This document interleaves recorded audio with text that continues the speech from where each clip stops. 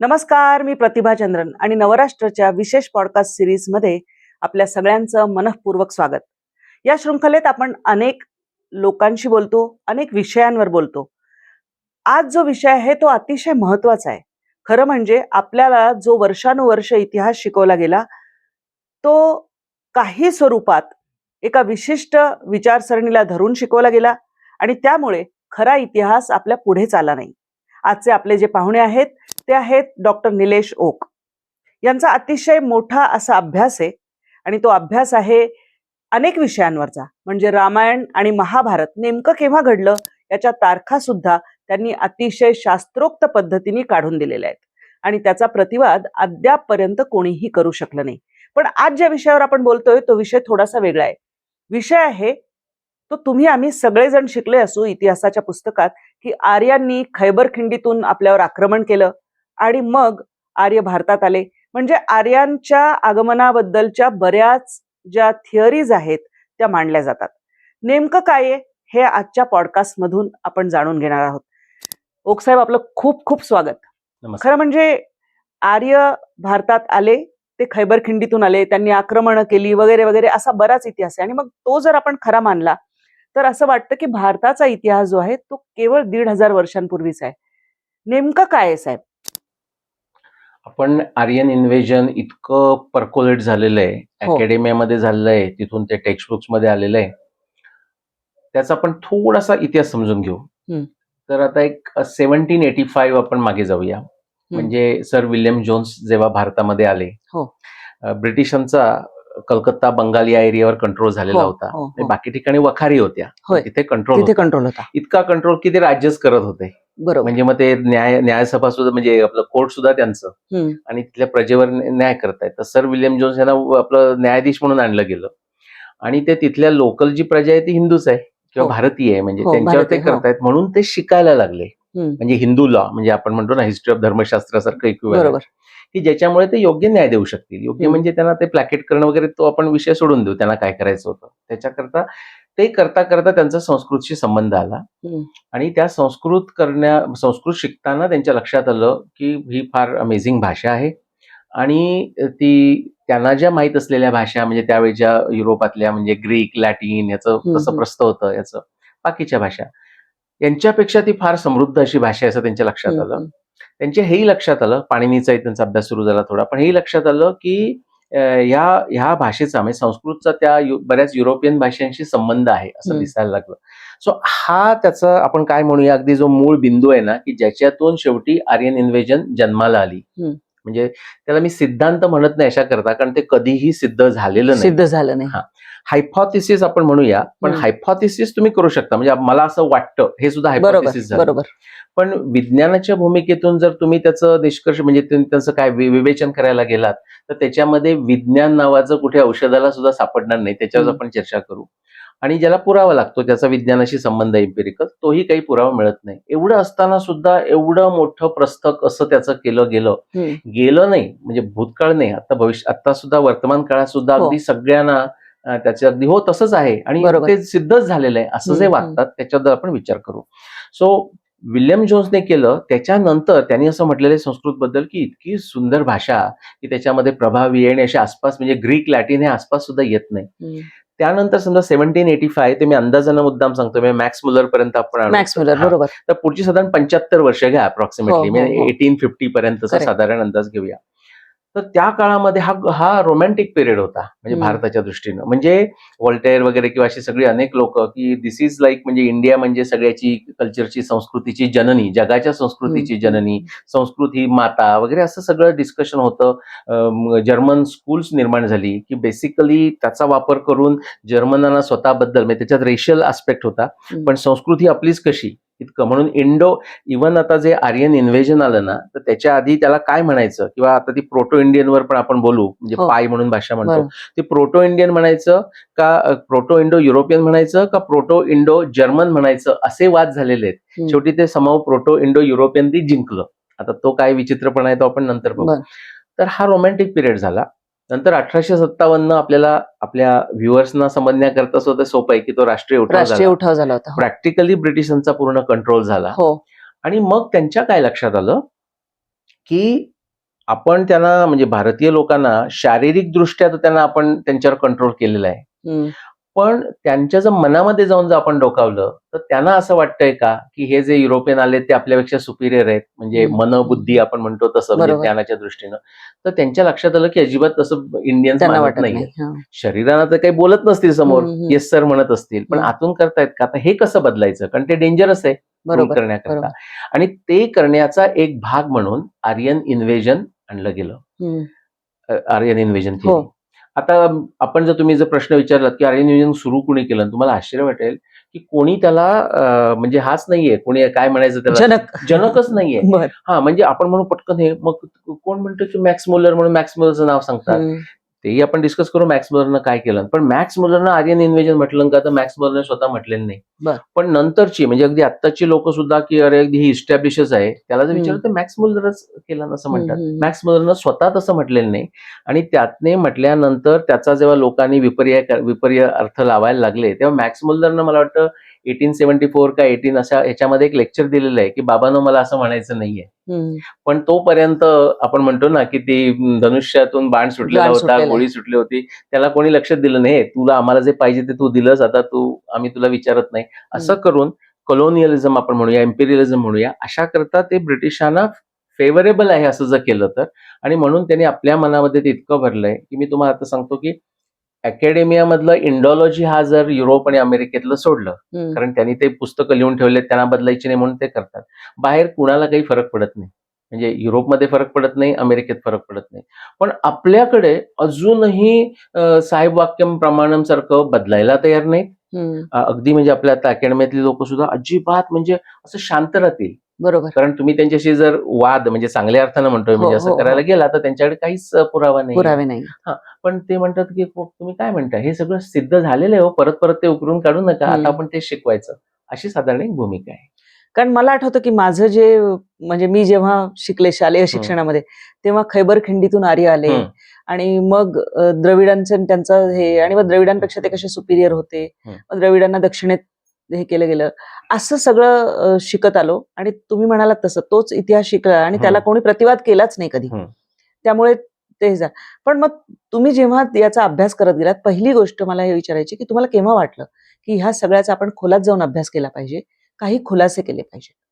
कारण काय झालं, म्हणजे माझं आर्यन इन्व्हेजनला मी आधी हातच लावला नाही. हो. कारण मी हात लावला नाही म्हणजे मी स्टडी रामायण आणि ह्याचं तुमचं सुरू हा, पण मी स्टडी करायचा प्रयत्न केला. आणि माझ्या काय लक्षात आलं की सावळा गोंधळ आहे. आता एक आपण उदाहरण घेऊ की विज्ञानाची मेथड, म्हणजे त्याला 5 त्याच्यामध्ये एलिमेंट्स असतात.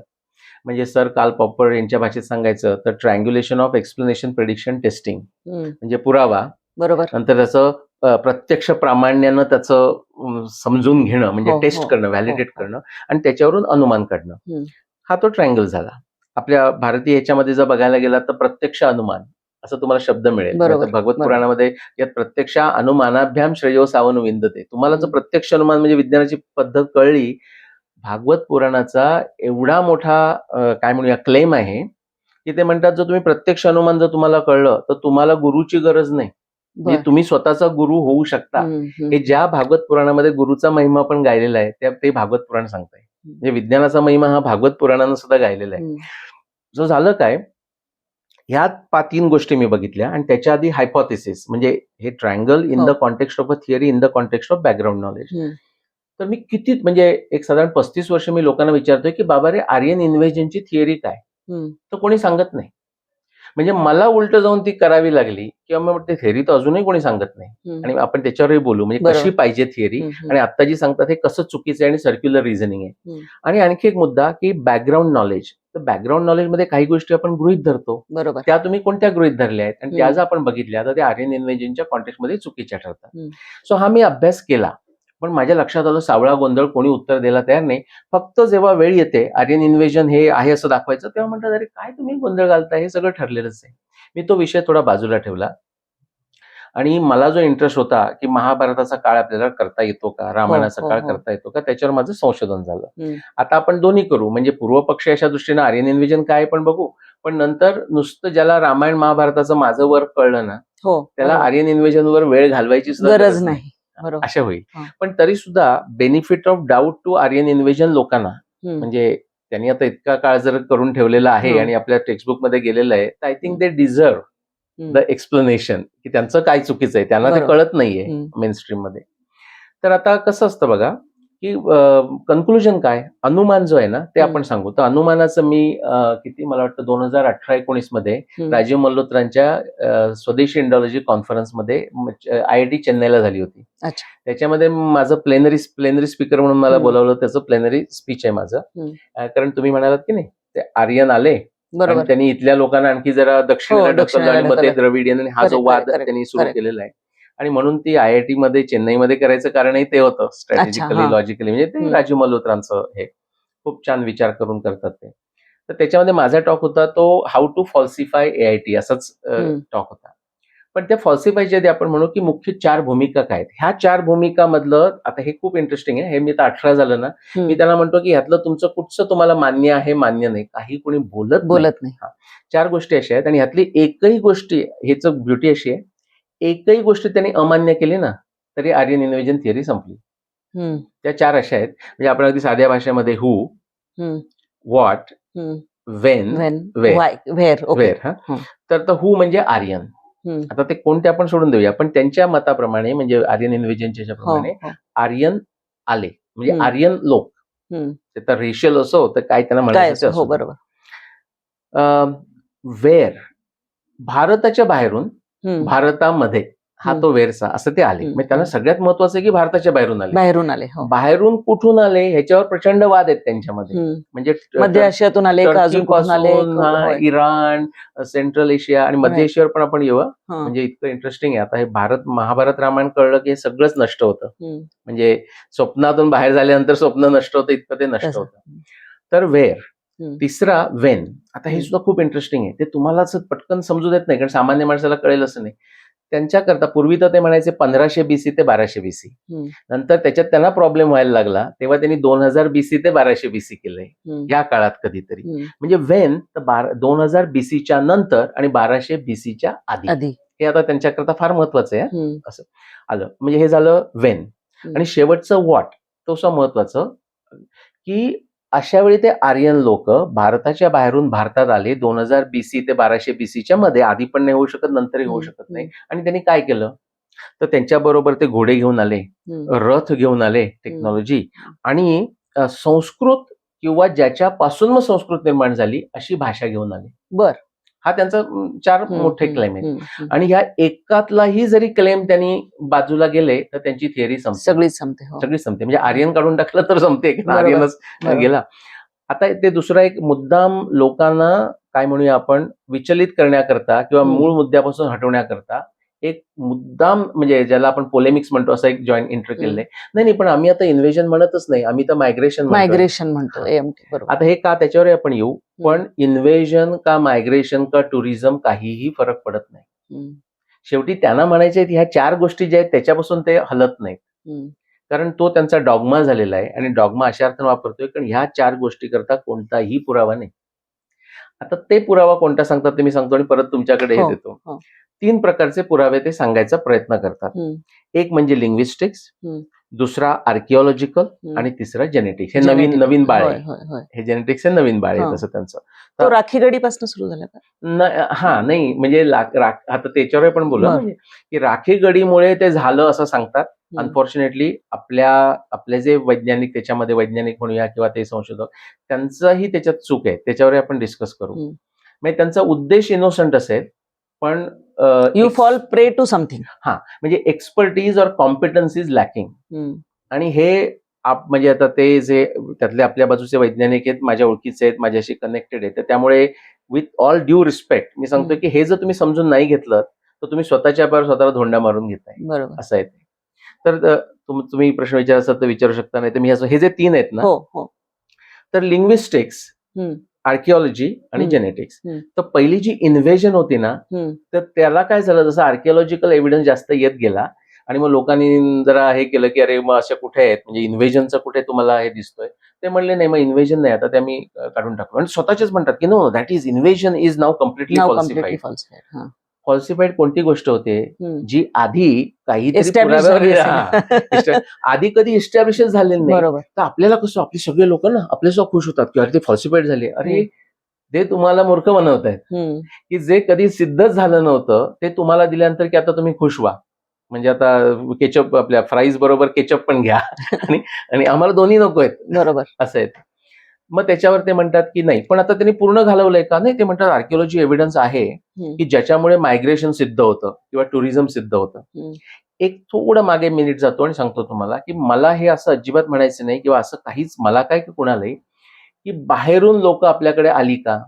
तर आली. उत्तर येस. होय. आणि केव्हा आली?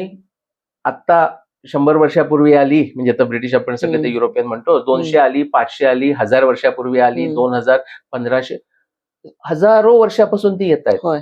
आपली लोक बाहेर जात आहेत. ह्याच्याशी आपल्याला कुठे कुणाशी काही त्याच्यावर वादच नाही, ह्याच्याशी बरोबर. काही संबंध नाही. पण त्याचा आर्यन आणि संस्कृत येण्याशी आणि तो 2000 BC आणि 1200 BC याच्या आधी नाही आणि नंतर नाही ह्याच काळामध्ये येण्याशी काडीचा संबंध नाही, त्याला काही पुरावा नाही. मग त्यांनी आर्किओलॉजीचं त्यांचं म्हणणं थोडंसं बदललं आणि म्हणतात आता मायग्रेशन. पण हे 4 मुद्दे सोडत नाहीत ते. ओके. आता लिंग्विस्टिक्स, त्यांचा सगळ्यात बालेकिल्ला काय असेल तर लिंग्विस्टिक्स. याचं कारण असं आहे की लिंग्विस्टिक्स आपल्याला भाषा म्हणजे पाणिनीमुळे ते विज्ञानाचं आहे का? तर आहे, म्हणजे विज्ञानासारखं म्हणूया आपण. पण पाणिनीचं झाल्यानंतर सुद्धा ज्या पद्धतीनं आपण आता physics, chemistry, biology, genetics, archaeology, astronomy, आर्किओलॉजीचं थोडं बाजूला करतो, ह्या सगळ्या आर्किओलॉजीच आहेत. कारण लोकांना आर्किओलॉजीचं पण काय झालंय, आर्किओलॉजी म्हणजे काहीतरी डिगिंग केल्यानंतर पॉट मिळालं की आर्किओलॉजी असं समजतात. त्याला डर्ट आर्किओलॉजी आपण म्हणतो, तेही आर्किओलॉजी आहे. पण तेच फक्त आर्किओलॉजी आहे असा सुद्धा एक साधा गैरसमज अनेक लोकांचा आहे दोन्ही बाजूचा. आता आपण ऍस्ट्रॉनॉमी करतो ती archaeology, oceanography archaeology, sedimentology archaeology, palaeontology archaeology. Archaeology म्हणजे भूतकाळाचा अभ्यास करण्याकरता कशामुळे ज्याने करता येतो ती आर्किओलॉजी. तर त्याच्यामध्ये ते अजूनही म्हणतात, उदाहरणार्थ एक सांगतो, एकच पुरावा त्याचा, की घोड्यानं बरी केलेले ज्या ग्रेव्स आहेत ना त्या मिळतात. बर. आता त्या भारतात मिळत नाहीत, त्या मिळतात त्यांना सेंट्रल एशिया म्हणूया किंवा म्हणजे ज्याला ते साऊथ सेंट्रल एशिया म्हणतात. आता त्याच्यावर आपण येऊ, म्हणजे कॅस्पियन समुद्राच्या पूर्वेला, भारताच्या अफगाणिस्तानच्या उत्तरेला. ठीक आहे, ते नुसतं मिळालं ह्याच्यावर तुम्हाला काय कळलं मला सांगा. म्हणजे तुम्ही आता समजा गेलात तर उझबेकिस्तानमध्ये गेलात आणि एखादी ग्रेव्ह मिळाली आणि तिथे घोडा पुरलेला मिळाला, त्या घोड्याकडे वाटेल तेवढं स्टेअर करा, ह्याच्यावरून तुम्हाला कसं कळलं की आर्यन तिकडे आले? काय म्हणजे इतका बाल्यावस्था आहे ना. म्हणजे मी एआयशी कधी कधी डिस्कस करतो आणि म्हटलं की हे स्टेम मध्ये असला म्हणजे बाल्यपणा हा सायन्सचा त्याच्यात कुठे औषधाला सुद्धा नाही, तो एआय मान्य करतो. पण अकॅडमिक वाल्यांना त्याचं काही सोयर सुचत नाहीये असं. सो आर्किओलॉजी हा फक्त तो वापरतात, त्याचं त्यांनी इन्व्हेजन ते मायग्रेशन केलेलं आहे. लिंग्विस्टिक्सचा बालेकिल्ला ते लढवतात. आता मी हे मान्य करतो की माझा लिंग्विस्टिक्सचा स्वतःचा एक्सपर्टीज नाही, अभ्यास नाही. पण जरी एक्सपर्टीज नसतं तरी मी हे सांगू शकतो की लिंग्विस्टिक्स मध्ये ते जे क्लेम करतात ना, आपण त्याच्यावर थोडं बोलू, पण ते जे क्लेम करतात त्याच्यामध्ये ऑब्जेक्टिव्हली, म्हणजे आता आपण ऍसिड आणि अल्कली असतं आणि लिटमस करतो असं काही नाही. म्हणजे आता माझा मित्र डॉक्टर शिवशास्त्री, तुम्ही त्याचं ऐकलंय का नाव किंवा बघितलंय का? म्हणजे टिअरिंग डाऊन आर्यन इन्व्हेजन असं पुस्तक आहे त्यांचं. त्याच्यामध्ये हे भाषेच्या नावाखाली जो विचित्रपणा केला गेलेला आहे त्याच्यात त्याने तर कव्हर केलेला आहे तो. आणि दुसरं असं, आता त्यांचा तिसरा बालेकिल्ला मी मजेनं म्हणतोय, कसलाच किल्ला नाहीये. तर जेनेटिक्स आणि भाषा असा ते संबंध लावायचा प्रयत्न करतात. आर्किओलॉजीनं खरा संबंध काही लागत नाही. मी तुम्हाला सांगितलं की एका ठिकाणी घोडा पुरलेला आहे, याच्यावरून तुम्हाला कळत नाही, बरं तो मुळात कळत नाही घोडा इकडून गेला का तिकडे गेला. त्याच्यात त्यांची आर्ग्युमेंट काय, मग भारतात घोडा का मिळत नाही? घोडा सोडा, भारतात ह्युमन बिंग्स पण मिळत नाहीत. म्हणजे पूर्वीच्या ह्याच्यामध्ये दोन गोष्टी, एक तर आपण क्रिमेशन करतो हा एक मुद्दा, त्याच्यापेक्षाही भारत हा ट्रॉपिकल एरिया असल्यामुळे जे जुन्या जे आपले म्हणजे ऑर्गॅनिक मॅटर आहे ना, तो पुरलेला जरी असला, बराचसा आपण पुरतच नाही, पण पुरलेला असला तरी तो नष्ट होतो. त्या कम्पॅरिझन मध्ये तिकडे आईस एज आलं, पण अदरवाईज सुद्धा कोल्ड एरिया आहे म्हणून तो प्रिझर्व होतो. आपण जेनेटिक्सवर होतं त्याच्यावर आणखी बोलू. सो त्यामुळे आर्किओलॉजीच्या दृष्टीनं काही पुरावा नाही, पण डिरेक्शन दाखवत नाही. एखाद्या ठिकाणी घोडा पुरला याचा काय पुरावा आहे? बरोबर, म्हणजे हे काही सांगत नाही. आणि मी मुद्दाम आणखी पुरावा राखून ठेवतोय, आपलं महाभारत रामायण येईल तेव्हा. आणि लिंग्विस्टिक्स हा ते जे करतात त्याच्यामध्ये लिंग्विस्टिक्स मध्ये असं झालंय की किती काही कोणत्याही दिशेनं काही बोलता येतं. म्हणजे ज्याला पोलेमिक्स म्हणतो ना, की इथे पकडलं की ते इकडे जातात. हम्म. आता हे कसं आहे, वेस्टर्न फ्रेमवर्कमध्ये चालतं असं नाही, पण त्या काय म्हणूया इंडॉलॉजी फील्डमध्ये सगळंच सावळा गोंधळ चालतो. हम्म. भारतीय जरी इंडॉलॉजी असतं, पण भारतीय जर न्यायशास्त्र किंवा जर वापरलं तर त्यांची काहीही पुढे डाळ शिजणार नाही. पण आता आपण बाहेरचे अकॅडमीच्या बाहेरचं करतोय, अकॅडमीमध्ये आपल्या लोकांना सुद्धा कोणाला काही पडलेलं नाही, बऱ्याच लोकांमध्ये जो आत्मविश्वास पाहिजे तो नाही, अशी सगळी परिस्थिती आहे. म्हणजे कॉम्पिटन्स इज लॅकिंग. एक गोष्ट मला विचारायची सर, की मग ह्या नेमक्या ज्या थेअरीज आहेत त्या नेमक्या काय आहेत? म्हणजे एक तर इन्व्हर्जनची थेअरी तरी आहे, किंवा मग दुसरी थेअरी अशी सांगितली जाते की स्थलांतराची थेअरी आहे, किंवा मग तिसरं असं सांगितलं जातं की इथलेच होते आणि विखुरले. नेमकं आहे तरी काय यामध्ये? म्हणजे या तिन्हीपैकी नेमकं खरं काय मानायचं? खूप छान प्रश्न आहे. आता मी म्हटलं ना, की माझा म्हणजे मी विरोध करणारा कोण? जर पुरावा सांगत असेल तर विरोध करणारा कोण? तर भारतातून बाहेर लोक गेली का? हजारो वर्ष तर गेली. भारतात बाहेरून लोक आत आली का? हजारो वर्षामध्ये तर आली. त्याच्यामध्ये कोणतंही दुमत असायचं गरज नाही. आपल्याकडे जो काही पुरावा आहे, म्हणजे जेनेटिक्सच पुरावा आपण मुख्य घेऊ, त्याच्यामध्ये आपल्याला आता तो एक्झॅक्टली टाइम स्टॅम्पची गरज नाही, पण ह्या 2000 आणि 1500 त्यांनीच स्टॅम्प केलेला आहे, त्यामुळे आपल्याला फायदा होतो. की हे केव्हा का चाललंय, तर आपण अगदी सहजपणे सांगू शकतो, एक 80,000 वर्ष तरी हा प्रकार चाललेला आहे. 80,000 वर्ष. म्हणजे आफ्रिकेतून आले, आता दुसरे सुद्धा पेपर येतात त्याच्यावर काउंटर करणारे. काउंटर म्हणजे असं की आफ्रिकेतून जे बाहेर आले ते आता एक मॉडेल प्रमाणे असं की 1,20,000 वर्षापूर्वी ते साधारण 80,000 वर्षापूर्वी ते आले, मिडल ईस्ट मध्ये आले, भारतात आले आणि मग भारतातून सगळीकडे पसरले. दुसरं जे मॉडेल आहे हे 2 स्वीडिश सायंटिस्ट आहेत. त्यांनी 2020 मध्ये लिहिलेला पेपर आहे. जेनेटिक्स मॉलिक्युलर बायोलॉजिस्टच आहेत किंवा जेनेटिसिस्ट, की त्यांनी जो डेटा घेऊन असं केलंय हे खूप चांगलं. आता त्यांचा थोडा युरोप सेंट्रिक व्ह्यू आहे, पण इट्स व्हेरी इंटरेस्टिंग पेपर नेव्हरलेस. ते म्हणे की आफ्रिका ओरिजिन ही सुद्धा एक मिथ आहे. आफ्रिकेतून आले का तर आले, मग तिथूनही लोक आले, पण ह्युमन डेव्हलपमेंट होणं म्हणजे आता आपण जे सेपियन्स म्हणतो हे सुद्धा जगामध्ये अनेक ठिकाणी झालेलं आहे. आणि त्यांनी जो काळ दिलाय तो ते 2 लाख 3 लाख वर्ष असं जातात. आणि त्यांचं म्हणणं असं आहे की ठीक आहे, त्याच्या आधी आफ्रिकेतून लोक निघाले असतील, म्हणजे आपलं होमो इरेक्टस सारखं, पण त्यांच्या असं भाषेत म्हटलंय की होमो इरेक्टसचं होमो सॅपियन्स म्हणजे थिंकिंग ह्युमन बीइंग, हे रूपांतर कुठे झालं तर ते आफ्रिकेच्या बाहेर झालं. त्याचा तो जनरल एरिया, आता त्यांचा थोडासा आपला युरोपियन व्ह्यू येतो, म्हणजे जो माणूस विचार करतोय लिहितोय त्याचा व्ह्यू त्याच्यामध्ये येतो. पण ते नुसतं युरोप म्हणत नाही, ते युरोशिया असं म्हणतात. त्याला कारण आहे, कारण तो एव्हिडन्स, जेनेटिक एव्हिडन्सच तसा आहे. आणि तिथे सेपियन्स होऊन ते परत म्हणजे जगभर गेले, तसे आफ्रिकेत पण परत गेले, अशी त्यांची थिअरी आहे. सो लोक जातात येतात का, तर त्याचं उत्तर येस. आता आपण हे जे 4 त्यांचे जे मुद्दे आहेत हे आपण कसे खोडून काढणार, ते वेगवेगळ्या पद्धतीने काढता येतं. आपण अगदी साधा बेसिक अप्रोच घेऊ. मला खरा तो प्रिफर्ड नाही, पण त्यांनी आपलं ते आर्यन म्हटले तर आपण आर्यन म्हणू. तर 2000 BCच्या आधी जर तुम्ही बघायला गेलात जगामध्ये भारताच्या बाहेर, तर आता कुठेतरी इन्स्क्रिप्शन मध्ये म्हणा किंवा कुठच्या तरी टेक्स्ट मध्ये म्हणा, आता हा आर्यन हा शब्द कुठे मिळतच नाही, अजिबात कुठेही मिळत नाही भारताच्या बाहेर. मग ते आता जिथून ते आले तिथे कुठेतरी दगडावर कोरलेलं काहीतरी असलं पाहिजे ना, तर अजिबात मिळत नाही. तो शब्दच, ही थिअरीज आता आली आहे 200 वर्षामध्ये, तो शब्दच त्यांना भारतातून मिळालेला आहे. म्हणजे सीता रामाला आर्य म्हणते, तारा वालीला रामायणामध्ये आर्य म्हणते, महाभारतामध्ये सगळ्याकडे आर्य म्हटलंय. आणि असं कर्तृत्वान न वागणं त्याला कृष्ण अर्जुनाला म्हणताना अनार्य असं म्हणतो. खरंच म्हणजे आपण साधं बोलताना अरे काय कसले मुश्किल आहे करून बसलाय, अशा अर्थाचा तो शब्द आहे. बरोबर, ही आपण एक बाजूला ठेवतो. आर्य बाहेर मिळत नाही. दुसरं, ते 2000 BC आणि 1200 BC का घेतात तुम्हाला माहितीये? कारण आता आपण म्हणू की ठीक आहे, मग ते आर्यन कधी येऊ देत की, म्हणजे आधी पण आले तर चालतील. म्हणजे आता 80,000 वर्षापूर्वी आर्यन आले तर आपल्याला प्रॉब्लेम नाही ना. म्हणजे त्याला आर्यन शब्द जरी प्रूफ नसला, 2000 BCचाच हट्ट का? याचं कारण असं आहे की आपल्याला सिरिया जॉर्डन बॉर्डरवर मित्तानी आणि हिटाईट या ज्या ट्रिटी झालेल्या आहेत 2 राज्यांच्या मधल्या, त्याच्यामध्ये संस्कृत भाषा आहे.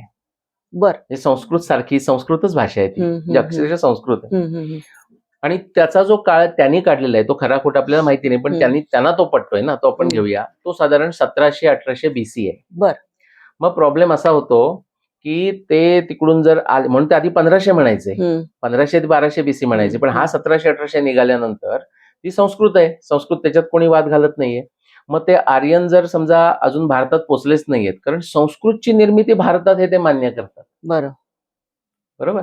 मग ती संस्कृत 1700-1800 मध्ये बाहेर कशी गेली, म्हणजे सिरिया जॉर्डन बॉर्डरवर, ते ऍडजस्ट करण्याकरता त्यांनी बदललेलं म्हणजे 1500 किंवा 1200 BC जे ओरिजिनल होतं मॅक्स मुल्लरनं भाषेच्या बाबतीत म्हणताना, त्यांनी ते 2000 पर्यंत घेऊन गेले.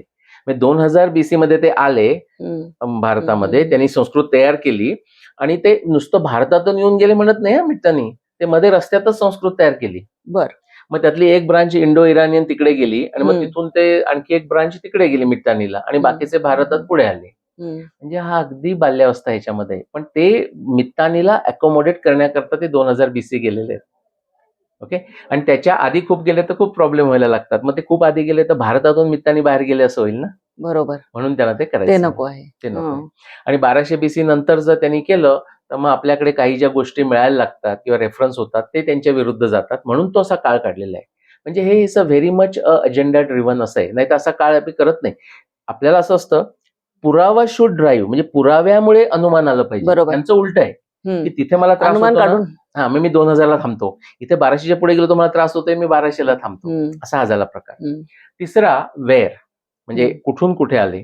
तर त्यांचं सगळ्यात हट्ट काय माहितीये का, बाहेर जी फाईट होते म्हणजे टर्कस्तान आहे का, इराण आहे का, सेंट्रल एशिया आहे का, साऊथ सेंट्रल एशिया आहे का, युरोप, ह्याच्याशी म्हणजे कुर्गन हायपोथेसिस, अनेक हायपोथेसिस आहेत, इव्हन सेबेरिया वगैरे सगळी आहेत वेगवेगळी.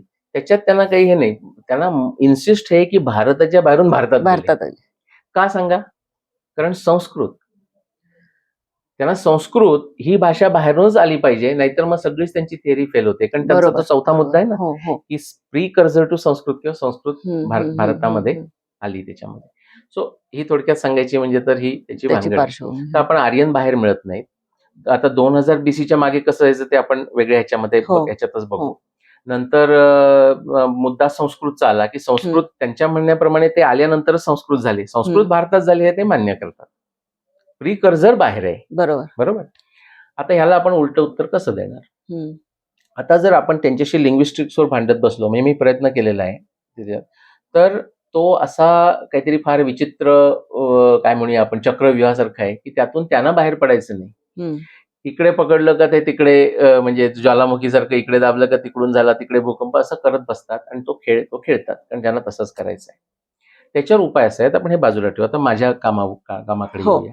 त्याच्या आधी मला फक्त एक संदर्भ सांगायचा, कारण भाषेबद्दल तुम्ही बोलतात म्हणून, की जसं संस्कृत मूळ आणि बाकीचं हे मॅक्स मुलरनी भाषेवरती काम केलं अर्थातच, आणि मध्ये एक इथे युनेस्कोचं एक वर्कशॉप झालं होतं भांडारकर ओरिएंटल रिसर्च इन्स्टिट्यूट मध्ये. ते होतं अवेस्तन भाषेचं, आणि अवेस्तनला ते म्हणतात म्हणजे पार्शांची संस्कृत, आणि ते म्हणतात की it's a Sanskrit sister language of Sanskrit, आणि त्या भाषेचं व्याकरण जे आहे ते सगळं संस्कृत सारखं व्याकरण, आणि पण तिला आपली लिपी नाही स्वतःची, म्हणजे ती उच्चारावर आधारित त्यांनी पाखलावी आणि पर्शियन अशा भाषांची मिळून एक लिपी बनवली उच्चारावर, म्हणजे मूळ संस्कृत, आणि ती बाहेर कशा पद्धतीने प्रसारित झाली, आणि मग त्यातून काही काही भाषा उभ्या राहिल्या. असं खरं, जसं आपण सप्तशिती म्हणतो तर ते हप्त नाही, ती म्हणजे सला ह असं करतात. करेक्ट. सरस्वतीचं हरवती, एक्झॅक्टली, म्हणजे फक्त तो भाषिक संदर्भ होता म्हणून. आता तुमच्या पुन्हा मुद्द्याकडे येऊया. आणि तुम्ही मला त्या म्हणजे अवेस्ताची पण आठवण करा, म्हणजे त्या भाषेची. ओके. आता त्याला आपण सिस्टर भाषा म्हणतो, हे सुद्धा त्यांचा शब्द आहे. ओके. Sister language. खरं तत्सम तद्भव अपभ्रंश जातात किंवा आपण प्राकृत भाषा म्हणतो ना, तसा तो प्रकार आहे.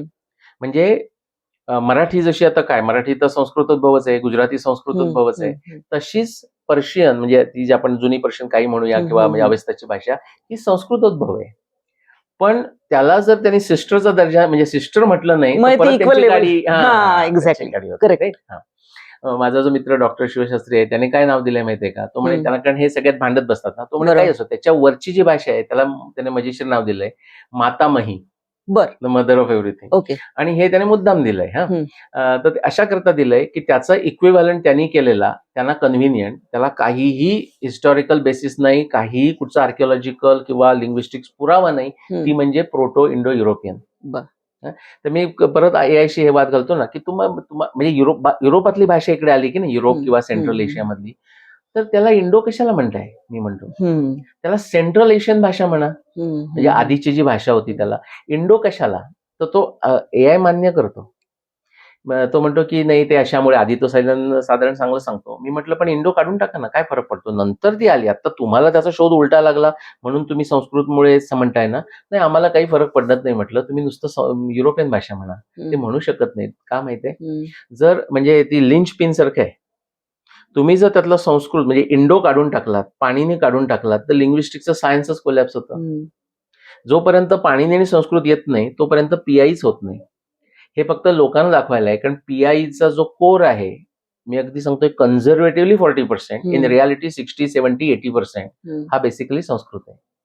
म्हणजे संस्कृत घेतली आणि ती फक्त भारताच्या बाहेरची भाषा व्हायला पाहिजे, म्हणून ह्याच्यामध्ये बाकीच्या युरोपियन भाषा बघून त्याच्यामध्ये कुठे ट्विस्ट करता येईल, हम्म, म्हणजे ते जे रूट असतं ना, म्हणजे आता आपला अश्व असेल आणि बरोबर. तिकडलं काहीतरी असं थोडासा मूव्ह करून कुठे घेता येईल असं करून केलेली ती भाषा आहे. हम्म, म्हणजे it is a synthetic language, ते त्यांना मान्य आहे. पण मान्य आहे म्हणजे कसं सांगताना ते फक्त तुम्ही त्यांच्याशी वाद घातलात तर म्हणतात. सामान्य माणसाला शिकवताना ते सांगतात की पीआई अशी भाषा होती. त्याचा पुरावा काय? शून्य. अक्षरशः शून्य. कुठेच ती कधी बोलली गेली नाही, कुठे त्याचं स्क्रिप्ट नाही, हम्म, काही नाही, हम्म, हम्म, कुठे चॅन्टमध्ये ती नाही. आणि तरी ते मानायचं. आणि त्याच्यामध्ये अगदी मख्ख, म्हणजे आता तुम्ही अमेरिकेत गेलात किंवा असं इंडोनेशिया, तर अगदी मख्ख फेसेसने ते ऐकत राहतात. म्हणजे तो प्रॉब्लेम झाला. त्याच्या पुढचं म्हणजे आता त्यांनी काय झालं, तिथे ते फेल व्हायला लागले. लिंग्विस्टिक्स आता कोणी डॅम देत नाही असं झाल्यानंतर जेनेटिक्स वाल्या लोकांचे त्यांनी कास धरले. त्याच्यामध्ये नक्की काय पॉलिटिक्स आहे मला माहिती नाही, पण 2 गोष्टी आहेत. एक तर काय झालंय की ते म्हणजे जेनेटिक्सवाल्यांना सुद्धा पॉप्युलॅरिटी होण्याकरता लिंग्विस्टची मदत झाल्यासारखं. पण जेनेटिक्सवाले जेनेटिक्सवरून हे कन्क्लुजन काढतात का? त्याचं उत्तर चक्क नाही असं आहे.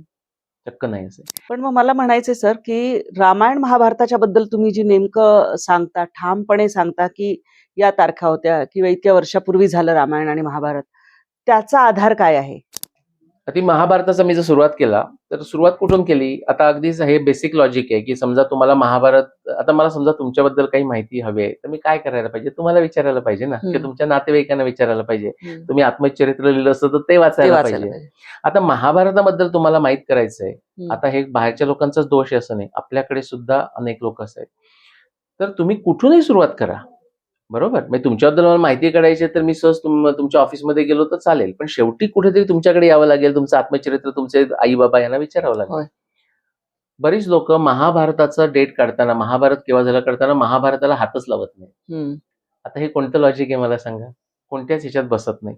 कुठेतरी एखादं इन्स्क्रिप्शन किंवा मेगास्थेनिस काय म्हणतो, किंवा आणखी कुठेतरी कुठच्यातरी पुराणात काय लिहिलेलं आहे, किंवा असे शब्द घेऊन ते करतात. मी म्हणतो त्याला माझा विरोध नाही. तुम्ही कुठूनही सुरुवात करा.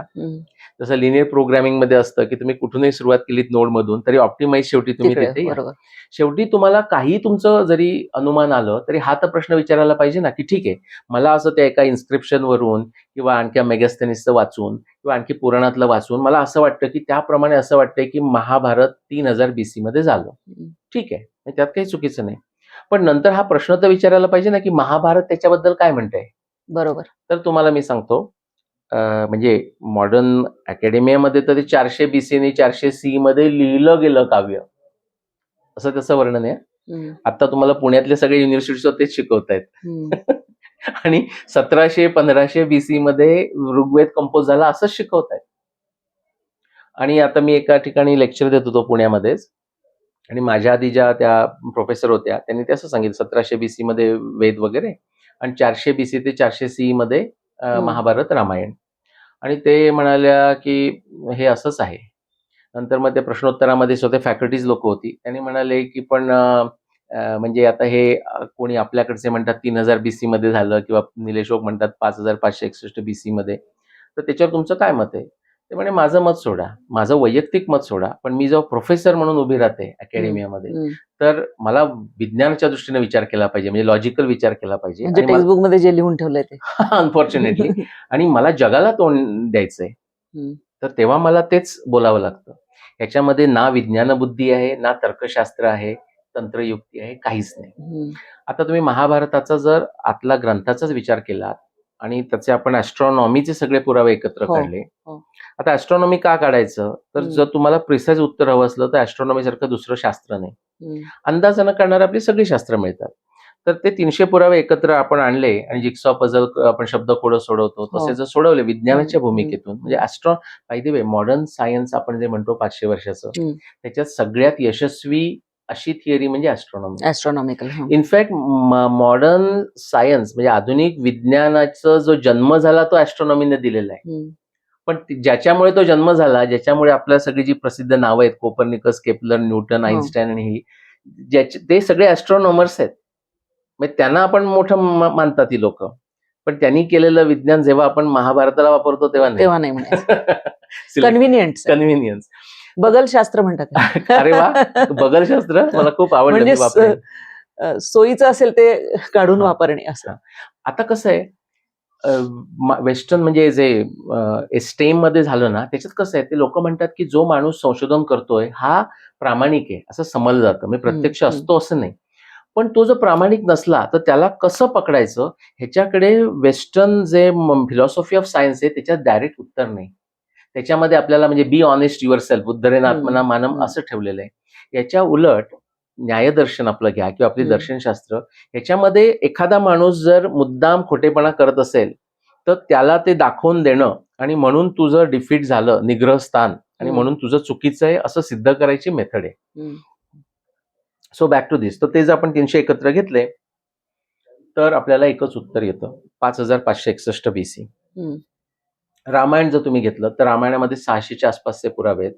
ते सुद्धा परत जिक्सॉ पझल शब्दकोड असं सोडवत गेलात विज्ञानाच्या पद्धतीनं, एकच उत्तर येतं 12209 BC. ओके. आता आपण ह्या AITशी आणूया.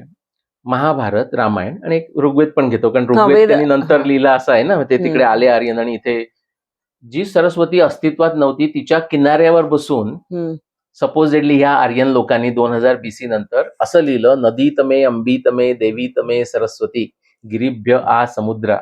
हे सरस्वतीचं वर्णन आहे ऋग्वेदातलं, की उंच पर्वतामध्ये निघून प्रचंड अशी मोठी नदी की जी वाहत जाऊन समुद्रापर्यंत जाऊन मिळते. आणि नदी तमे, अंबी तमे, देवी तमे, सरस्वती म्हणजे देवी मध्ये सगळ्यात मोठी, नदीमध्ये सगळ्यात मोठी म्हणजे कशी, सिंधूपेक्षा मोठी, यमुनेपेक्षा मोठी, सतलजपेक्षा मोठी, गंगेपेक्षा मोठी, नर्मदा, कावेरी ह्याच्यापेक्षा मोठी नदी अशी वाहते.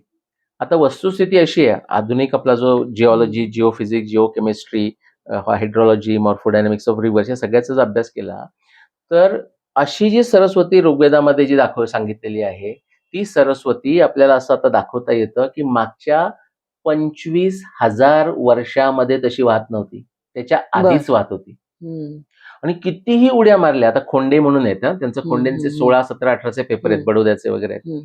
त्यांनी तो पूर्ण जो स्टडी केलाय, म्हणजे अनेक स्टडीज आहेत, 200च्या आसपास स्टडीज आहेत. त्यातले 200 पैकी मी सांगेन 150 स्टडी हे भारताच्या बाहेरच्या लोकांनी केलेले आहेत. म्हणजे आपल्या भारतीयांचा त्याच्यावर विश्वास बसतो पटकन म्हणून सांगतोय.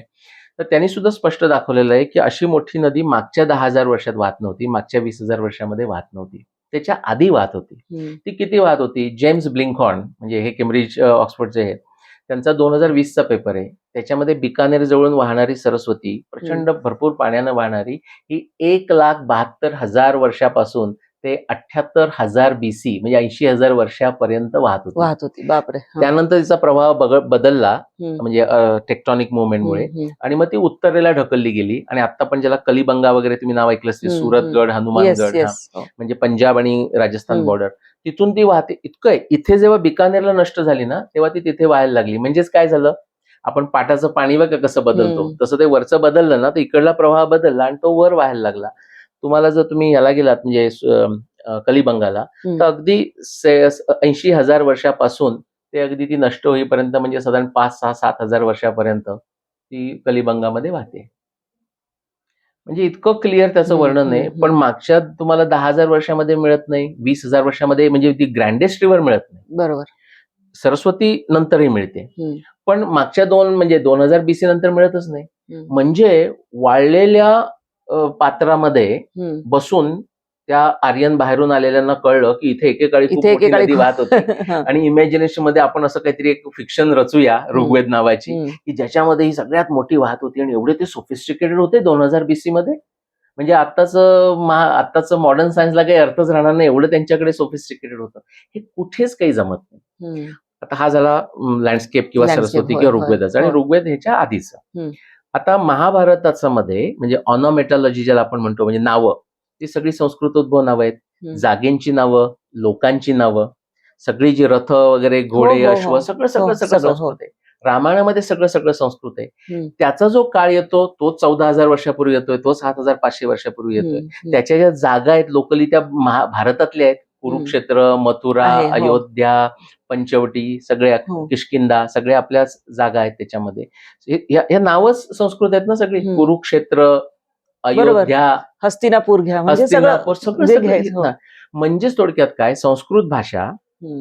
ही भारतामध्ये व्हेरी सोफिस्टिकेटेड फॉर्म मध्ये 7,500 वर्षापूर्वी नांदते महाभारताच्या रूपातून, 14,000 वर्षापूर्वी रामायणातून रामायणात. नांदते, आणि थोडीशी आपण ती बदलली. भाषाचा एक्सपर्ट मी नाही, पण ती क्लासिकल तर ते ऋग्वेदिक संस्कृत म्हणतात. ती ऋग्वेदाची 25,000 वर्षापूर्वी भारतामध्ये आहे. मग आता कुठची संस्कृत 2000 BC नंतर आर्यनांनी बाहेरून आणली. हा. म्हणजे आपण त्यांच्याशी जर ते लिंग्विस्टिक्स आणि आर्किओलॉजी करत बसतो ते गोल गोल गोल गोल फिरतात. ते ठीक आहे ना, आपण आता लिंग्विस्टिक्सच बोलतोय, आपण आर्किओलॉजीच बोलतोय, ॲस्ट्रॉनॉमी बोलतोय. पण हा जो पुरावा आहे, हाच जो पुरावा आपल्याला भारतीयांना कळला, बाहेरच्यांना ज्यांना कळून घ्यायचा आहे त्यांनी कळला, आणि भारतातही तोच नियम. ज्यांना नाही कळू शकत त्यांना नाही कळू शकत. सामान्य माणसांनाही कळतो, काही वेळा अकॅडमिक्सना कळत नाही. अकॅडमिक्स म्हणजे नुसते मी लिंग्विस्टिक्स आणि इंडॉलॉजी म्हणत नाही. मी तुम्हाला सांगतो, आता कालच 2 दिवसापूर्वी माझे म्हणजे युडीसीटी केमिकल इंजिनिअरिंग केलं, तिथल्या alumni मध्ये मी लेक्चर दिलं. तिथे अशा आमच्या गप्पा चालल्या होत्या की मी म्हटलं ॲस्ट्रोफिजिक्स ॲस्ट्रॉनॉमर्स भारतातले, आता काय त्यांच्या रिस्पेक्ट, म्हणजे त्यांचं हे नको व्हायला म्हणून मी त्यांची नावं घेत नाही. त्यांना जेव्हा मी हे सांगतो, तर आता हे काही शब्दावर विश्वास ठेवून विचार करायची गोष्ट नाहीये. अरुंधती वसिष्ठाच्या पुढे जाते, हे जे मी 15 वर्ष काढली, हे लहान मूल 5 वर्षाचं बघून सांगू शकतं की कोण पुढे आहे त्या काळामध्ये. पण हे ॲस्ट्रोफिजिक्स ॲस्ट्रॉनॉमर्स असं म्हणजे सगळे नाही म्हणत आहे, बरेच असं म्हणतात की नाही, पण ते नाही, म्हणजे असं कसं जाईल. म्हटलं ते माझ्यावर विश्वास ठेवू नका. तुमच्या ज्या शास्त्रामध्ये तुमची PhD आहे त्याच्यावर तर तुमचा विश्वास आहे की नाही, त्याच्याप्रमाणे बघा. पण आता असं आहे की जो माणूस झोपलाय त्याला उठवणं शक्य आहे, पण जो झोपेचं सोंग करतोय त्याला काय करायचं. सो भाषेवर आपण केलं. आर्यन बाहेर कुठे मिळत नाही, उलट आपल्याकडे हे सगळीकडे मिळतं. सगळ्या म्हणजे ऋग्वेदात आहे, कृण्वंतो विश्व आर्य आहे, रामायणामध्ये आपण बघितलं, महाभारतात बघितलं, आणि किती वर्षाची आर्य संपला. काळाचं आता ह्याच्या आधीच आहे आपलं समजलं, संस्कृत आपल्याकडे होती हे समजलं. राखी गडीच्या संदर्भात म्हणाल ना सर, तर राखी गडीच्या बद्दल मी वाचलेलं होतं, कारण इथलेच शास्त्रज्ञ होते काही ज्यांनी त्याच्यावरती संशोधन आणि एक पेपर प्रसिद्ध केलेला होता. त्यामुळे राखी गडीचा काही संबंध आहे का, असा एक प्रश्न पडतो. बाहेरून आले आणि आतून आले ह्याच्याशी काही प्रश्न नाही. त्याच्यावर मी तुम्हाला सांगतो, मुद्दाम त्यांच्या बाजूचा एक पुरावा सांगतो. तो प्रथमदर्शनी त्यांच्या बाजूचा वाटतो. तो म्हणजे असा की ते जेनेटिक्स, आपण तिसरं घेऊ. जेनेटिक्स मध्ये कसं, आता शेवटचा किल्ला राहिलाय सो कॉल्ड जेनेटिक्स, त्याच्यामध्ये आता तुम्ही आता रिसेंट राखी गडीचं गेलं, राखी गडीच्या आपण पेपरवर येऊ. त्या राखी गडीचं तुम्हाला आर्ग्युमेंट माहिती आहे का, म्हणजे तुम्ही शिंदेचं समजा ऐकलं असेल, किंवा डेव्हिड राईक अँड वगीश राईकचं थोडंफार वाचलेलं आहे. म्हणजे त्याचं म्हणणं असं की ठीक आहे, इकडे तिकडे ते म्हणजे यमनाया मायग्रेशन म्हणून म्हणतात 3000 BC, तर तिथून म्हणजे साधारण ब्लॅक सीच्या आसपास त्या एरियामधून, म्हणजे त्याला सेंट्रल एशिया म्हणून ते म्हणतात, आणि तिथून ते सगळीकडे गेलं, पश्चिमेकडे गेलं, याचे पुरावे आहेत. यमनाया मायग्रेशन म्हणजे ब्लॅक सीच्या तडकीच्या आसपासचं धरून चला, आणि तिथून ते पश्चिमेकडे गेलं का, तर त्याचे पुरावे आहेत. पूर्वेकडे आल्याचे पुरावे नाहीत, पण ते म्हणतात ते असं ओव्हरऑल आम्ही गॉब्लिगू सगळा जिनॉमिक डेटा बघितला तर तसं दिसतं. असं नाही चालत विज्ञानामध्ये. ओके, सो तो असा इथे आला असं दाखवतात. आता ह्यातली तुम्हाला गंमत सांगतो, गंमत म्हणजे ती खरी अनफॉर्च्युनेट आहे. तर हे आपले म्हणजे शिंदे, आणखी जो कोणी असते तर माझ्या नाव लक्षात नाही, पण वसंत शिंदे आपले, तर त्यांच्याबरोबर त्यांनी ते जॉईंट पेपर लिहिला, कारण आपल्या लोकांनी त्यांना सॅम्पल्स पुरवली असं आपण म्हणूया. आणि मी वगीशला भेटलेलं आहे, by the way. Vagish Narasimhan बरोबर हार्वर्डच्या कॉफी शॉपमध्ये 3 तास गप्पा मारलेल्या आहेत. माझी पत्नी होती, अश्विनी बरोबर होती. 2 तास ऐकल्यानंतर म्हणजे त्यांचं म्हणणं काय होतं, आता मी वगीश इज अ स्पोर्ट, म्हणजे तो आला भेटायला हेच महत्वाचं, कारण बरेच वेळा ते येत नाहीत बाकीकडे लोक.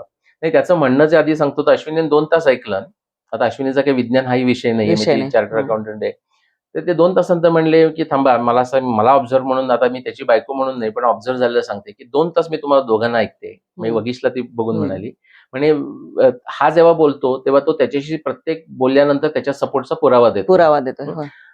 तू पण बऱ्याच गोष्टी सांगतोस पण आतापर्यंत मी पुरावा ऐकला नाही. हम्म, तर ते इन मोमेंट ऑफ क्लॅरिटी तो म्हणला की ma'am yes you are right, hmm. पण तरी सुद्धा मी म्हणतो तेच मला ते ठेवायचंय. बर. तर काय होतं, जेनेटिक पुराव्यामध्ये काहीही पुरावा नाही, आपण त्याच्यावर थोडी चर्चा करू. पण तो जरी नसला तरी मग त्याच्यावर त्यांनी काय केलंय डाव माहितीये का, की असं इंडिव्हिज्युअल मला सॅम्पल दाखवतं नाहीच आहे त्यांच्याकडे. मग त्याच्यावर ते म्हणतात की नाही नाही तसं इंडिव्हिज्युअल नाही मिळते, पण आम्ही सगळा जगातला डेटा घेतलाय आणि तो मी अनालाइज केलाय, ते तुम्ही सामान्य माणसात तुम्हाला नाही ते कळणार. त्याच्याप्रमाणे ते दिसतं. म्हणजे if you can't confuse them, अशा पद्धतीने नाही. सगळं गोळा करून सांगायचं, ज्याच्यातून काही ठाम सांगायचं नाही, असंच एकंदर आहे का? कसं आहे की 2000 BC ते 1000 BC मध्ये जर लोक आलेत, मायग्रेशन असो, टुरिझम असो का हे असो, मुळात आधी हा सुद्धा मी जो पॉईंट सांगणार आहे तो त्यांना बेनिफिट ऑफ डाऊट म्हणून देतोय, पण तो खरा चुकीचा पॉईंट आहे की त्या 2000 BC ते 1000 BC मध्ये असं काही आपल्याकडे सापडलेलं नाही की ज्याच्यामध्ये सो कॉल्ड जो स्टेपे जीन म्हणतात ना, सेंट्रल एशियाचं जीन इथं मिळालं असं एकही आपल्याकडे ADNA म्हणतात म्हणजे एन्शियंट DNA करेक्ट सापडलेलं नाही. करेक्ट. नाही, पण एक सांगा सर, की मोहेंजोदडो हरप्पाचं जेव्हा उत्खनन झालं तेव्हा आक्रमण झाल्याचे काही पुरावे आहेत का? नेमकं त्या अभ्यासातून काय पुढे आलेलं आहे? आणि मग एकच DNA मला वाटतं तो जो होता तो मिळाला होता, मग त्याचं पुढे काय झालंय? कुठे काही पुरावे नाही, आक्रमण तर सोडूनच द्या, म्हणून त्यांनी बरोबर. इन्व्हेजनवर मायग्रेशन केलंय, पण Right. त्या बॉडीज मध्ये म्हणजे स्केलेटन मिळाले, त्याच्यावरून त्यांना फिजिकल अँथ्रोपॉलॉजी, केनेडींचा हो, कॉर्नेलियनचा स्टडी आहे, पण त्यांना DNA नाही मिळालेलं. तर त्या DNA फायनली राखी गडीमध्ये मिळाला. आता म्हणून मी तुम्हाला म्हणजे मी सांगितलं तर लोकांना बायस वाटेल, म्हणून मी तुम्हाला विचारतो की राखी गडीचं मी कन्क्लुजन. कारण मला आठवतं की वाचलं होतं ते राखीगडीच्या संदर्भात म्हणाल ना, तर राखीगडीचा एक पेपर जो आहे त्या संदर्भातली इथे एक पत्रकार परिषद झालेली होती आणि त्या राखीगडीच्या संशोधनाबद्दल बोललं जातं खूप, पण असं डिटेल त्याचं हे नाही. पण तुम्हाला काय आठवतं की राखी गडीमध्ये काय मिळालं असं ते सांगतात? म्हणजे राखी गडी हे आधीच आहे ना, म्हणजे 2000 बरोबर BCच्या आधीच बरोबर आहे. बरोबर. ते म्हणतात की त्याच्यामध्ये स्टेपेजिन मिळालं नाही, कारण त्याच्यामध्ये जर स्टेपेजिन मिळाला Correct. सो कॉल्ड हो हो तर 2000 BCच्या आधी पण होते. होय बरोबर बरोबर. असं होईल ना, म्हणजे हो, मग 2000 BC का म्हणताय असा हा, प्रश्न आहे. मग ठीक ते आहे, खारीज झालं. हा म्हणजे मायग्रेशन झालं असेल पण 2000 BCच्या आधी झालंय हे त्यांना नको आहे, कारण मग तो म्हणजे मिट्टा आणि हिटाईटचा प्रॉब्लेम होतो. ते जे सॅम्पल आहे त्याच्यात काय माहितीये का, मी एक्झॅक्ट नंबर विसरलो, पण 70-80 अशा काही का 65 अशा बॉडीज होत्या.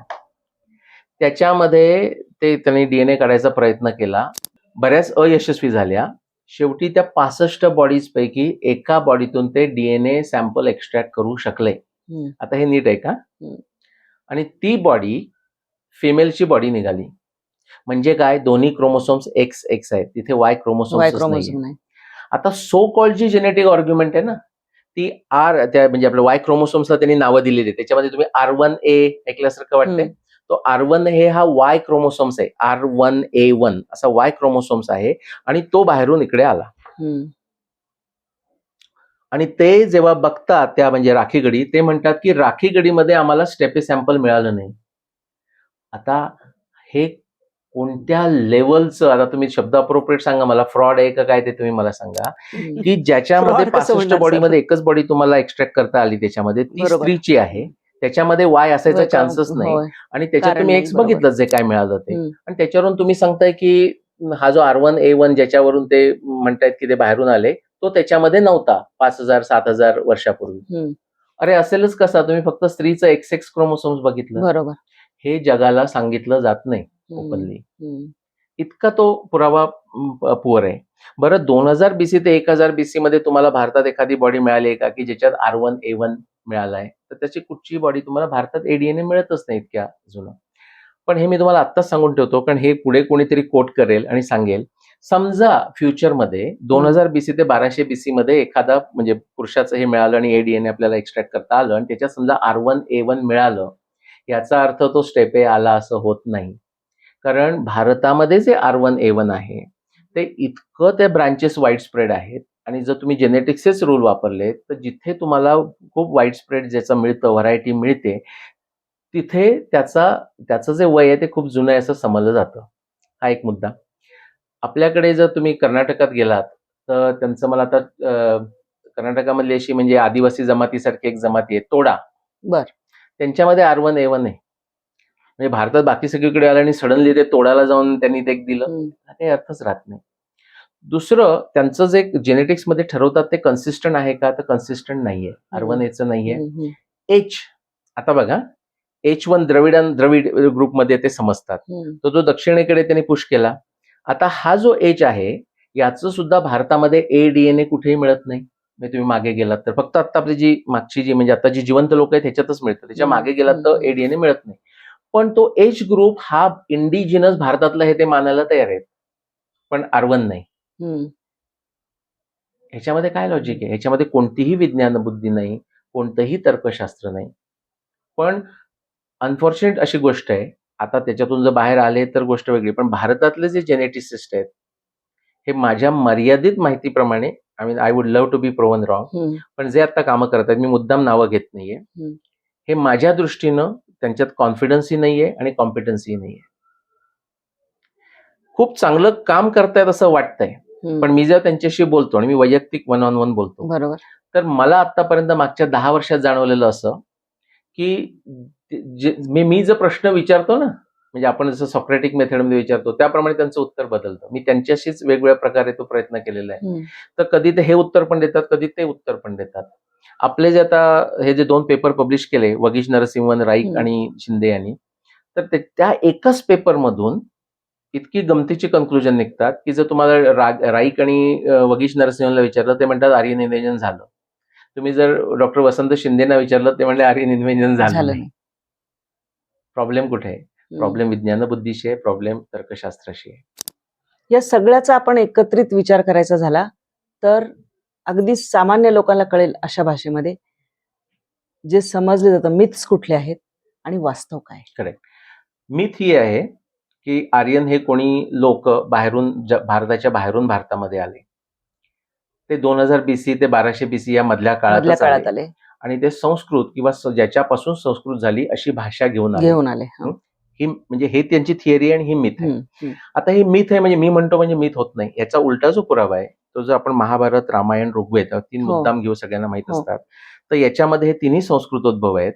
ह्याच्यामध्ये ज्या गोष्टी दिलेल्या आहेत त्या आपल्याला विज्ञानाच्या पद्धतीने आपण त्या विज्ञानाच्या निकषावर त्या घासून घेऊ शकतो आणि ते आपल्याला दाखवतात की संस्कृताची जे आर्यन लोक म्हणजे हा खरा तो ऍडजेक्टिव्ह आहे. म्हणजे आपण मानानं म्हटलं राव म्हणतो ना आपण मराठीमध्ये, दादा असं रिस्पेक्टफुल असा तो शब्द आहे. हा शब्द आपल्याकडे भारतामध्ये ऋग्वेदात आहे, महाभारतात आहे, रामायणात आहे आणि तो त्यांच्या 2000 BCच्या हजारो वर्ष आधी आहे. संस्कृत आपल्याकडे हजारो वर्ष आधी आहे. आर्य हा शब्द आपणच जगाला दिलेला आहे, त्यामुळे तो बाहेरून यायचा काही संबंध नाही. हे सामान्य माणसाला समजायला. मग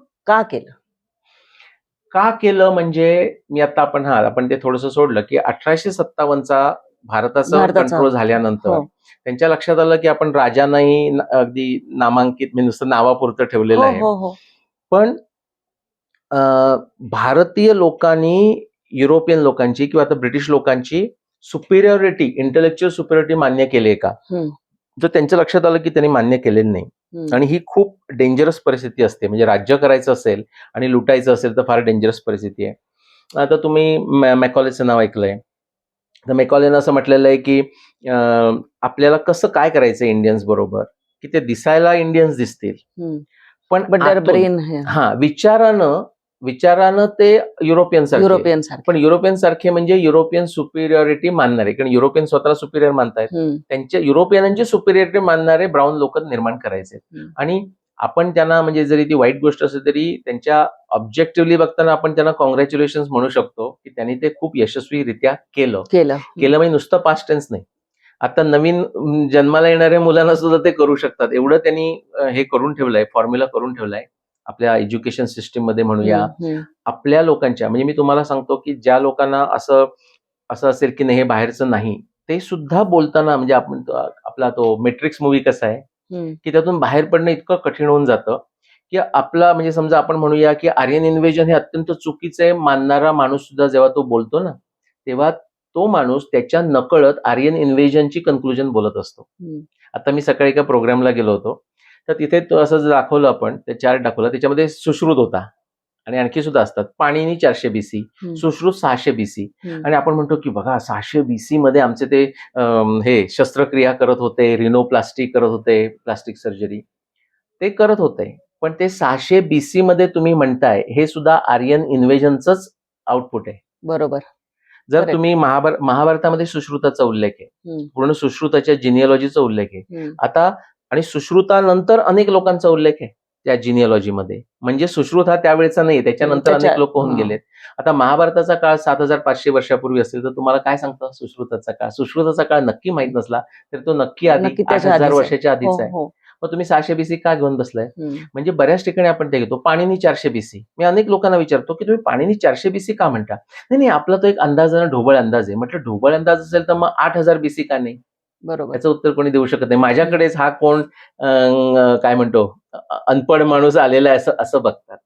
पण the joke is on them. हम्म, असं सांगायचंय मला की आपल्या एक साधा भाषेमध्ये एक प्रॉब्लेम असतो. म्हणजे मला तो खूप वेळा तर येतं. समजा आता मी हे आता आपण पॉडकास्ट केला समजा, हो. ह्याच्यावर कोणतरी एखादा काउंटर सांगतो म्हणजे तो प्रयत्न करतो रिफ्यूट करायचा. हम्म. हे अगदीच म्हणजे वेलकम आहे, कारण ते बरोबर, वादे बरोबर. जे आहे ते तत्व. हो, हो, हो. पण बरीचशी आपली अशा अर्थानं म्हणतोय की त्यांना सुद्धा हे मान्य असतं की खरं आर्यन इन्व्हिजन नको, म्हणजे त्यांच्याही बरोबर. इमोशन मध्ये होय, नसतं. होय. मग ते लगेच काय म्हणतात, मग तुम्हाला सांगतील की मग आता हे बघा ह्यानी हे असं रिफ्यूट केलंय तुमचं, त्याला तुम्ही उत्तर द्या. ही भाषा चुकीची आहे. हम्म, त्या माणसानं रिफ्यूट करायचा प्रयत्न केलाय. एखादा माणूस नुसता माईक घेऊन बोलला म्हणजे त्याने रिफ्यूट केलं नसं नाही. आता जे मी तुम्हाला जे पुराव्याच्या मध्ये सांगितलं, लगेच लोकांनी ते ऐकून समजून घ्यावं, लगेच मानावं असा माझा अजिबात आग्रह नाही. हम्म. त्यांनी जाऊन डेव्हिड राईक, वगीशचा, शिंदेचा पेपर ओरिजिनल वाचावे, नंतर त्यांची लेक्चर्स ऐकावी, म्हणजे वगीश काय बरोबर, म्हणतोय, शिंदे बरोबर. काय हो, म्हणतोय, हो. नोट्स घ्याव्या हम्म, आणि स्वतःच्या कन्क्लुजनला यावं. ही त्याच्यामधली अपेक्षा आहे, अगदी साधी अपेक्षा आहे. तसंच जर दुसरा एखादा माणूस त्याच्या विरुद्ध बोलला तर लगेच त्याला रिस्पॉन्स द्यायची गरज नाही. म्हणजे मी माझ्या स्वतःच्या संशोधनामध्ये सांगतो की आता मी केलेलं संशोधन 2011 म्हणजे 1994 पासूनचं आहे. 2011 मध्ये मी शेवटी पुस्तक लिहिलं, नंतर 14 मध्ये एक लिहिलं, 18 मध्ये हो, लिहिलं हो. आणि आता लिहिलं. त्याला कोणतरी काउंटर केल्यानंतर म्हटलं ह्याला उत्तर द्या. मी म्हटलं तुमचा प्रश्न बरोबर, पण तुम्ही माझं पुस्तक वाचलत का? हम्म, त्या माणसानं प्रश्न विचारण्यापूर्वी तो जो प्रश्न विचारणार आहे त्याचं उत्तर मी 2011 मध्ये लिहून ठेवलंय. हम्म. ते तुम्ही वाचा ना. बरोबर. मी तेच जर रिपीट करत बसलो तर मीच कंटाळेन त्याच्यामध्ये. तर त्यांनी एखाद्यानं शंका निर्माण केली म्हणजे त्यातनं सिद्ध काहीच केलेलं नाहीये. हम्म, ते तुम्हाला समजा पाहिजे. Attempted refutation is not same as a refutation. दुसरा एक छोटासा मुद्दा सांगतो. आपली लोक बरेच वेळा चुका करतात की त्यांनी ना इररेफ्युटेबल एव्हिडन्स दिलाय किंवा इररेफ्युटेबली ते सिद्ध केलंय. विज्ञानाला ऍक्च्युली इररेफ्युटेड शब्द आवडत नाही. वैज्ञानाची थिअरी म्हणजे अशी असली पाहिजे की ती रेफ्युटेबल आहे. हम्म. रेफ्युटेबल आहे म्हणजे रेफ्युटेड झाली असं नाहीये. माझं जे पूर्ण वर्क आहे हे सगळं रेफ्युटेबल आहे. असंच ते म्हणते की अशा कोणत्या कंडिशनमध्ये तुमचं खोटं ठरेल, तर माझं सगळ्या पुस्तकात दिलेलं आहे. हे जर तुम्ही करून दाखवलं तर माझी थिअरी गेली. हम्म. पण ते कोणी दाखवत नाही. सो ह्या रेफ्युटेबल आणि एखाद्यानं रेप्युटेशनचा प्रयत्न केला म्हणजे ते रेप्युटेशन नव्हे, हे समजणं गरजेचं आहे, हे मला सांगायचं होतं. सरांचे जे तीनही पुस्तकं आहेत त्याची लिंक आम्ही तुम्हाला खाली देणार आहोत. ती पुस्तकं तुम्ही अवश्य वाचा. एक गोष्ट लक्षात घ्या की सरांची जी पुस्तकं आहेत या विषयावरची, म्हणजे मुळात आर्य भारतात आले का, म्हणजे आर्यन इन्व्हेजन थिअरी आपल्याला शिकवली जाते. त्यानंतर त्यांची ट्रान्सफरची थिअरी म्हणजे स्थलांतराची थिअरी की ते आले आणि इथे मग त्यांनी द्रविडांच्या पेक्षा ते सुपिरियर होते वगैरे अशा पद्धतीचं, आणि मग ते दक्षिण आणि उत्तर असं एक वेगळं जो संघर्ष आहे तो सुरू होतो. तर कधी कधी आर्यन हे इथलेच होते आणि मग ते इथून स्थलांतरित झाले. स्थलांतर होतं का, तर हो, स्थलांतर सगळीकडेच होत होतं, परंतु ज्या पद्धतीने आपल्याला इतिहास शिकवला जातो तो अशा पद्धतीने शिकवला जातो की जणू काही फक्त एक 2000 BC पर्यंत, म्हणजे ख्रिस्तपूर्व 2000 काळापर्यंत जातो. याचा अर्थ भारताची जी जुनी परंपरा आहे तिला कुठेतरी नाकारण्यात येतं. सरांची जी या विषयावरची पुस्तकं आहेत त्या तीनही पुस्तकांची लिंक आम्ही तुम्हाला खाली कमेंटमध्ये देतो आहोत. ती पुस्तकं अवश्य घ्या आणि वाचा. तुमच्या ज्या कमेंट्स आहेत त्या आम्हाला अवश्य कळवा, तुमचे प्रश्नही कळवा. अर्थात एकच अट आहे की ते सभ्य भाषेमध्ये असले पाहिजेत, तर्कशुद्ध असले पाहिजेत. आणि हा व्हिडिओ जास्तीत जास्त लोकांपर्यंत पोहोचता. चॅनलला सबस्क्राईब करायला विसरू नका. तुर्तास मी निलेश ओक साहेब यांच्यासह आपली रजा घेते. सर, खूप खूप धन्यवाद.